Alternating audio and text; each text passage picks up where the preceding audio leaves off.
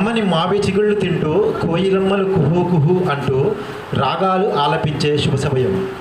వసంత ఋతువు ఆగమనంతో ప్రకృతి అంతా మురిసే సంతోష సంబరాల పరిచయం ఉగాది పండుగ ప్రత్యేకం. వేదాలను హరించిన సోమకుని వధించి శ్రీ మహావిష్ణువు బ్రహ్మకి అప్పగించిన శుభతరుణం.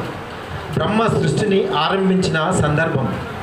శాలివాహన చక్రవర్తి చైత్ర శుద్ధ పాడ్యమి రోజున పట్టాభిషిక్తుడై శాలివాహన యుగకర్తగా వర్ధిల్లిన స్వర్ణయుగ స్థాపక ధీరుడిగా కీర్తినందుకున్న కాల సూచికగా ఉగాదిని జరుపుకుంటున్నాం.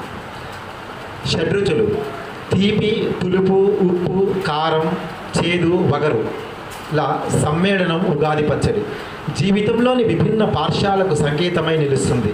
పిల్ల పాపలు పెద్దలంతా సాంప్రదాయ వస్త్రాలను ధరించి ఆలయాలను సందర్శిస్తుంటే పంచాంగ శ్రవణాలు, వేద పండితుల ఆశీర్వచనాల దివ్యాశీస్సులతో ఉగాది పండుగ తెలుగువారి ఖ్యాతిని ప్రపంచవ్యాప్తం చేస్తుంది.